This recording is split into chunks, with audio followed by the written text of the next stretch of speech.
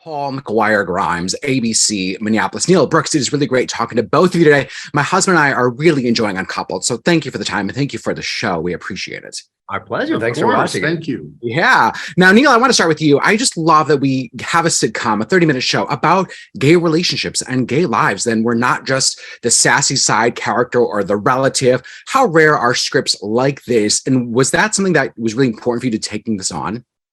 Well, I'm finding that scripts like this are becoming less rare, which is kind of a great thing. I think there's been a tipping point with LGBTQ plus representation on screen.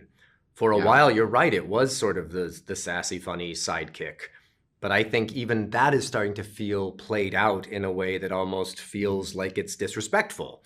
And so when you are around as many queer people as we are now in the world, as cohorts, as coworkers, as bosses, you want to represent with authenticity. And so being able to play Michael as a person, not just as a gay guy, I think was important. So if there's any, without being heavy-handed about it. And I think Darren Star and Jeffrey Richman, who created and wrote this show, that's what they do really well, is take serious situations and make them conversational and something that the masses can enjoy.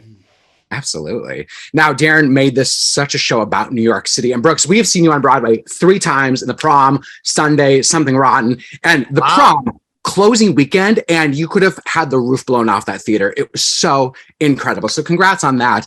What do you love most about that city? And well, I think there's nothing like New York City, and that's very sort of trite to say, but I think it's the extreme quality of New York is something that I love and something that I think that's captured really beautifully in this show.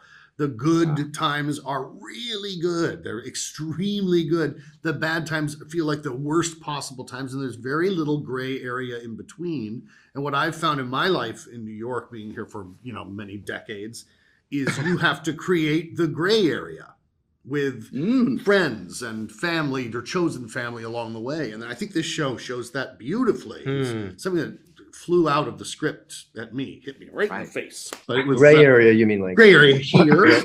Oh, yes. I've got plenty of it, don't you worry. No, you're very young and beautiful, and I'm old and terrible. And, he's just complimenting you because you saved the playbills. Yeah. Thank you. Are you kidding me? We've got all of them. Now, Neil, sign those playbills? Well, I think you signed my Sunday one, but I don't have. We didn't get them with. The door at the Prom was packed, and then Something Rotten we saw a matinee, so we didn't do that door. Matinee. I'll send them to you in the mail. Now, Neil, you're involved in the casting process. What did you learn about being on kind of the other side of the table with this? Oh, I love the process of making content. To be fair, I probably will start acting less and directing more because of that. I enjoy the alchemy of it. I enjoy coming up with ideas, seeing writers create words, then imagining who would be great to execute those words and what takes they would have.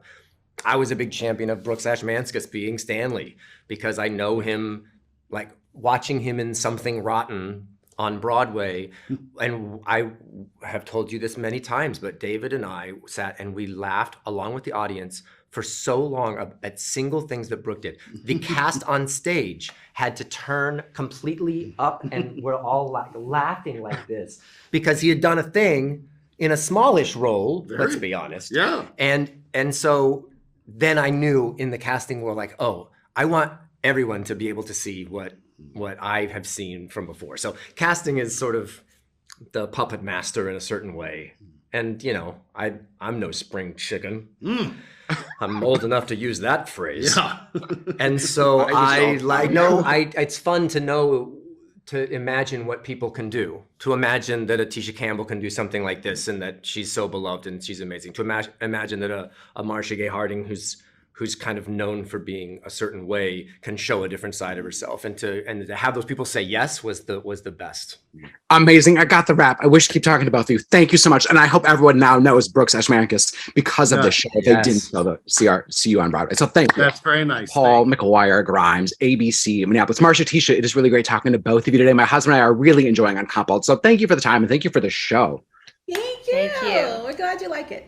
Yeah. Now, Tisha, I want to start with you. There's such an easiness to the show and the relationships, and you and Marcia are both scene stealers. Were you allowed room to kind of improv? And did you and Neil do anything to kind of build that relationship that you two have as friends and coworkers? No, you know what? It was already on the page.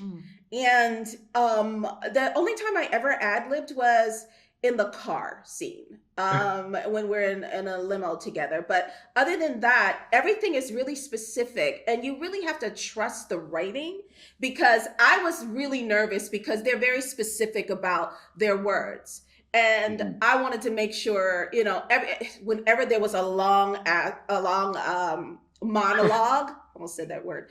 Whenever there's a long monologue, I would freak out inside because Jeffrey wants to hear them specifically a specific way. But when I watched it, I got it. You did get it. I understood why. And you use the word ease. Tisha makes it look easy. You come in with such ease, whatever you do, it's glorious to watch. That's very nice. But So true. and I always talk about her being a one-woman symphony. Like watching her in a scene, and you know what I'm talking about, when she's doing those ups and downs, and it seems like it's heartbreaking, but it's witty at the same time. And I don't know how she does it, but literally mouth dropped sometimes when I'm watching her work. I mean, I feel that way, Marcia, with everything that you're in. I mean, you've done theater, film, network TV, cable TV, also streaming with The Morning Show, which is incredible. Have you seen that the feedback or just reception to the work has just changed with streaming series? Oh, that's an interesting question. I don't think I've ever thought about it. Maybe it's just that people have more access to it. So I don't know. You know what I think too? Nowadays, there's only like 8 episodes. They can really concentrate on story, right? And an arc for the entire show. So I think that's what helps. They kind of stay in the 8 to 10 episodes instead of back in the day when it was like 25, 26. Right. On the network, right. Yeah. Now, Tisha, we were thinking about how great Little Shop of Horrors is that you are in the movie version, and the musical itself is celebrating its 40th anniversary. What does that show mean to you, especially because New York is such a big part of this series? It was a really big thing, especially, I did that when I was 16 years old. And I know. It was when I was 16 years old, and all of the girls were from the tri-state area. I'm from New Jersey. Tashina was from Queens, and Michelle was from Brooklyn. And it just so happened that, they auditioned people from all over the country and in London, and we all filmed it in London. So it was a big part of my childhood. It was the jump start of my movie career. Yeah. So it's a big deal to me. I love that. It's fantastic. I mean, you're so good in it. Now, Marcia, we think of you, I think, such a dramatic actress, but I love that you're getting to do comedy here. Have you been looking to take on more of a comedic role? I love comedy. I wanted to do comedy forever. I think there's also nothing funnier than angry people. It can be really like in God of Carnage on stage, when she was angry, and the angrier she was, the more fun it was. Yeah. And so it's just, I feel so blessed that Jeffrey and Darren saw that potential in me and allowed me to come in and play that, because it is really what I like to do. It's much. And I can't see anybody else playing that character. I like to put a little comedy in everything. Yeah. It's fun. Right. Yeah. There's comedy in everything. I got the rap, but that's a great line to think about in life. So thank you both for the time today. It was an honor. So thank you. I appreciate it. Thank you. McGuire Grimes, ABC, Minneapolis, Emerson Tuckett. It's really great talking to both of you today. My husband and I are really enjoying Uncoupled. So thanks for the time. I appreciate it. Thank you. Our pleasure. Yeah. Now, Tuck, I love that we get a sitcom about gay lives, gay relationships, and that we're not just like the side character or the sassy relative. And I'm curious, how rare are scripts like that? And was it important for you to take on this kind of show? What's great is they're becoming less and less rare. Mm-hmm. It wasn't that long ago that the members of the LGBT community were portrayed as the gay clown or the troubled person or the psychopath. And, we talk about wanting change and wanting to see change. Well, this is an example of the change. You've got a number of people from the LGBT community who are represented on the show, and each person is a different stripe and well drawn out and not, one dimensional like characters were not that long ago. It's a lot of humans, not the witty friend or the wise friend or the magical neighbor that can come in and help solve all your problems. Just real humans going through real things. Some of them, handling it better than others. And we see that in the show for sure. Yeah. Now, Everson, I love the New York City vibe of the show. I love Broadway. We love getting out there. What do you love most about that city? Well, I mean, there's two different New Yorks. There's the regular New York, and there's the absolutely amazing New York that you see through the eyes and the lens of Darren Star. The aspirational New York, the New York we saw in Sex and the City, the New York we see in Uncoupled. It's the life, it's the vibrance, as soon as you step outside, you're part of this beating heart, this machine, and love it or hate it, you're there, and you need to, flow with the city. That's what I love about it. Every time I step outside in this city, I feel energized and excited. I have a lifelong love affair with this city. So to be able to do a show that has the city as a character, it's a bit of a dream come true. I personally thank Darren Star for his portrayal of New York City in Uncoupled, in Sex and the City, because I was in a relationship with a guy a number of years ago, and I had the opportunity to move to New York, and he didn't want to move to New York, so I made him watch Sex and the City. And guess what? He moved to New York. Yeah. Oh my God. That's Pro such a great story. Yeah. Right. Now, Emerson, you are a character. Your character is friends with Neil's character. What dating advice would you both have for someone that might be starting over? Well, I mean, if it was Billy, it'd be hop on Grindr and start having fun and live your best life and forget this Colin person ever existed. Actually, we can make a little voodoo doll and start poking them. Am I allowed to say that?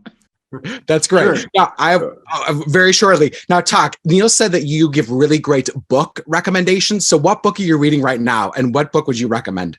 I'm reading Where the Crawdads Sing, which I know is a movie that just came out. I'm reading that right now.